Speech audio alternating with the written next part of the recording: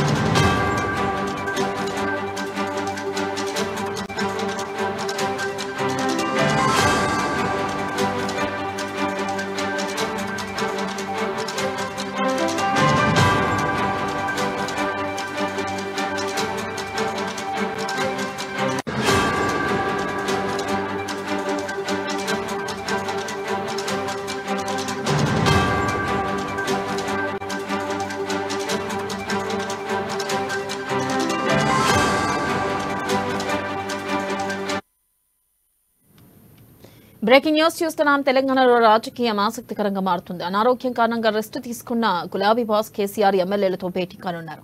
Parliament ఎన్నికల వరకు పార్టీలో వేచి చూసే ధోరణి లేకపోవడంతో స్వయంగా పార్టీ ఎమ్మెల్యేలతో భేటీ కానున్నట్లుగా సమాచారం.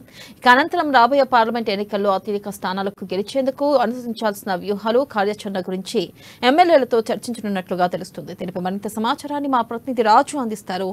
రాజు, చెప్పండి, అసలుకి ఈ రోజు ఎమ్మెల్యేలతో భేటీ కానున్న నేపథ్యంలో ప్రధానంగా ఏ అంశాలపై ప్రస్తావించనున్నారు రాజు? నిన్న బీఆర్ఎస్ అధినేత మాజీ ముఖ్యమంత్రి కేసీఆర్ గజ్వేల్ ఎమ్మెల్యే గెలుపొందిన తర్వాత దాదాపు 2 నెలల సమయం తర్వాత శాసనసభ్యుడిగా అసెంబ్లీలో స్పీకర్ కార్యాలయంలో ప్రమాణ స్వీకారం చేయడం జరిగింది.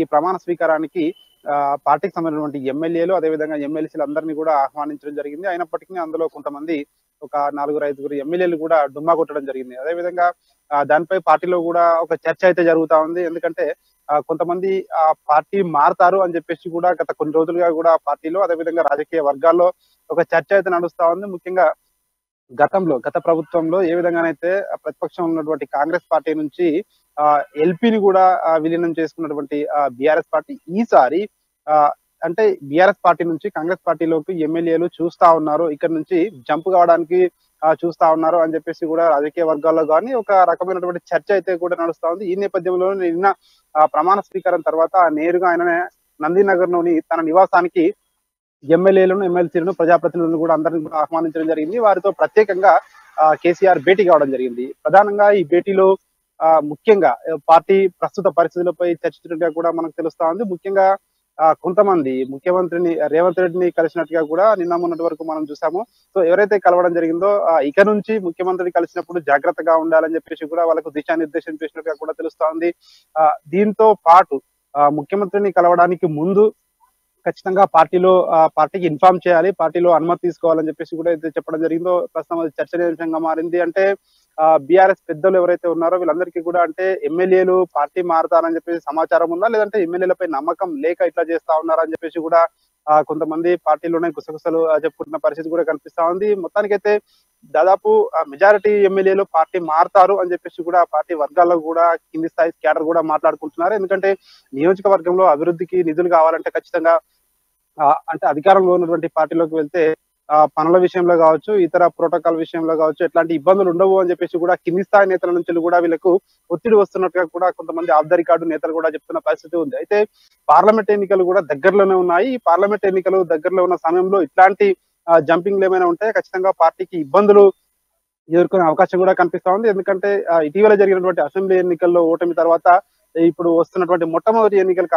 కావడంతో ఈ ఎన్నికల ముందు ఎమ్మెల్యేలు కనుక చేజారితే ఖచ్చితంగా అది ఎమ్మెల్యే అంటే పార్లమెంట్ ఎలక్షన్లపై ఖచ్చితంగా ప్రభావం చూపిస్తుంది కాబట్టి వాళ్ళందరినీ కూడా కాపాడుకునే ప్రయత్నం పార్టీ పెద్దలు చేస్తా ఉన్నట్టుగా కూడా మనకు అర్థమవుతుంది. ఈ నేపథ్యంలోనే కాంగ్రెస్ పార్టీ ట్రాప్ లో ఎమ్మెల్యేలు ఎవరు కూడా పడొద్దు అని చెప్పేసి కూడా అంటే ఎమ్మెల్యేలకు కేసీఆర్ దిశానిర్దేశం చేసినట్టుగా కూడా తెలుస్తా ఉంది. అదేవిధంగా అభివృద్ధి విషయంలో కూడా కలిసినప్పటికీ ఏదైతే వినతి పత్రాలు ఏమైనా ఇవ్వాలనుకుంటే అంటే ముఖ్యమంత్రిని కలిసినప్పుడు కాకుండా బయట మంత్రులు గాని ముఖ్యమంత్రి గాని ప్రజల సమక్షంలోనే ఇవ్వాలి అని చెప్పేసి కూడా ఎమ్మెల్యేలకు చెప్పినట్టుగా కూడా మనకు తెలుస్తా ఉంది. అంటే ఇంటర్నల్ మీటింగ్ కాకుండా ప్రజల సమక్షంలోనే ఇవ్వాలి అని చెప్పేసి ఎందుకు చెప్పాడు ఇట్లా పార్టీ అధినేత అని చెప్పేసి కూడా చాలా మంది కూడా దాన్ని విశ్లేషించే పని చేస్తా ఉన్నారు. ముఖ్యంగా కనీసం పార్లమెంట్ ఎలక్షన్ల వరకైనా ఎమ్మెల్యేలు చేజారిపోకుండా ఉంటే కనీసం పార్లమెంట్ స్థానాల్లో కొన్ని స్థానాలైనా గెలుచుకునే అవకాశం ఉంటుందని చెప్పేసి కూడా పార్టీ పెద్దలు భావిస్తున్నారా అని చెప్పేసి కూడా కొంతమంది ఆలోచిస్తా ఉన్నారు. అదేవిధంగా పార్టీ అంటే ఈ పార్లమెంట్ ఎలక్షన్ల ముందు కనుక ఇట్లాంటి ఎవరైనా పార్టీ మార్పు అంశాలు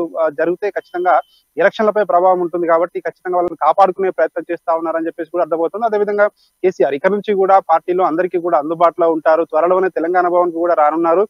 సమీక్షల్లో కూడా పాల్గొంటారు. అదేవిధంగా ప్రతి ఒక్క అసెంబ్లీ నియోజకవర్గ రివ్యూ సమావేశంలో కూడా పాల్గొంటారని చెప్పేసి కూడా ఇటు పార్టీ వర్గాల నుంచి సమాచారం అంతా ఉంది. కాబట్టి ఏది ఏమైనప్పటికీ మొత్తానికైతే పార్టీలో గతంలో ఏదైతే నిన్న మొన్న చూసినటువంటి పరిణామాలు ముఖ్యమంత్రిని కొంతమంది ఎమ్మెల్యేలు కలిసిన నేపథ్యం ఏదైతే ఉందో ఈ ఎమ్మెల్యేలు కలవడం అదేవిధంగా ఉన్న ఎమ్మెల్యేలను కాపాడుకోవడం బీఆర్ఎస్ పార్టీకి అయితే ప్రస్తుతం అయితే ఒక కత్తి మీద సాము లాంటి పరిస్థితి అయితే ఉంది అని చెప్పి మనకు అర్థమవుతా ఉంది వెనెల.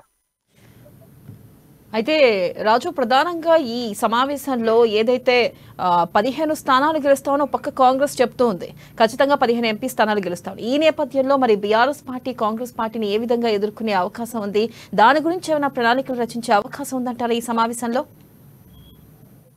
ఖచ్చితంగా వెన్నెల. ఎందుకంటే దాదాపు కేసీఆర్ కు ఏదైతే మోకాలు దారిపడి తుంటి వెనుక విరిగి శస్త్రచికిత్స జరిగిన తర్వాత దాదాపు 2 నెలల పాటు ఆయన ఇంట్లోనే విశ్రాంతి తీసుకుంటా ఉన్నారు. అదేవిధంగా ఈ 2 నెలల పాటు కూడా పార్టీలోని కీలక నేతలను కూడా అంటే కీలక నేతలతో చర్చించి చాలా అంటే కొన్ని రోజుల పాటు కూడా సమాలోచనలు చేసినట్టుగా కూడా తెలుస్తా ఉంది. పార్లమెంట్ ఎన్నికల్లో పార్టీని ఏ విధంగా ముందుకు నడిపించాలి, ఏ విధమైన వ్యూహాన్ని అవలంబించాలి, సో ప్రచారంలో ఏ అంశాలను హైలైట్ చేయాలి, అదేవిధంగా కాంగ్రెస్ పార్టీ ఇచ్చినటువంటి 100 రోజుల గ్యారంటీలు ఏవైతే ఉన్నాయో వీటిని ప్రజల్లోకి ఏ విధంగా తీసుకెళ్లాలి, ఒకవేళ కాంగ్రెస్ పార్టీ అమలు చేయకుంటే ఇప్పుడు ఎన్నికల కోడ్ వస్తుంది కాబట్టి ఎన్నికల కోడ్ వచ్చిన తర్వాత ఖచ్చితంగా అమలు చేయడానికి వీలు ఉండదు. ఏదైతే ముందు ప్రారంభించిన పథకాలు అమలు అవుతాయి కాబట్టి కొత్తగా ప్రారంభించడానికి అవకాశం ఉండదు.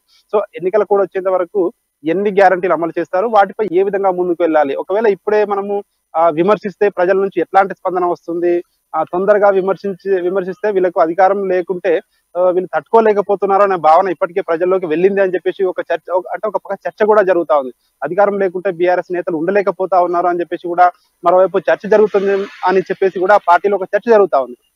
అంటే కొద్ది రోజుల పాటు కొన్ని నెలల పాటు కూడా కాంగ్రెస్ ప్రభుత్వానికి సమయం ఇవ్వాలి, అలాగే సమయం ఇస్తూనే ప్రజా సమస్యలపై కూడా పోరాడాలని చెప్పేసి కూడా పార్టీ నేతలకు దిశానిర్దేశం చేసినట్టుగా కూడా తెలుస్తోంది. ఏది ఏమైనప్పటికీ ఇవన్నీ చెప్పినప్పటికీ ముఖ్యంగా అతిపెద్ద ఇప్పుడు టాస్క్ ఏంటంటే బీఆర్ఎస్ పార్టీకి ఉన్న నేతలను కాపాడుకోవడమే అతిపెద్ద టాస్క్ గా మారిందని చెప్పవచ్చు మనకు.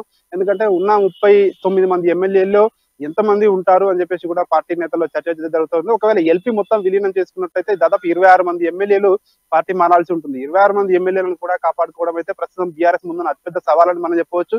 ముఖ్యంగా వీటితో పాటు వీళ్ళని కాపాడుకుంటూనే వచ్చే లోక్సభ ఎన్నికల్లో దాదాపు అంటే ఎక్కువ మెజారిటీ సీట్లు సాధించకపోయినా డీసెంట్ నెంబర్లు అయినా ఖచ్చితంగా డీసెంట్ స్థానాల్లో అయినా గెలవాల్సి ఉంటుంది. ఒకవేళ కనుక లోక్సభ ఎన్నికల్లో కనుక డీలా పడిందంటే ఖచ్చితంగా దాని ప్రభావం వల్ల ఈ యొక్క పార్టీ ఎమ్మెల్యేలు ఎవరైతే పార్టీ మారాలనుకుంటున్నారో ఖచ్చితంగా మారే అవకాశమే ఎక్కువగా ఉంటుందని చెప్పేసి కూడా ఇటు రాజకీయ విశ్లేషకులు కూడా వాళ్ళు అంచనా వేస్తా ఉన్నారు.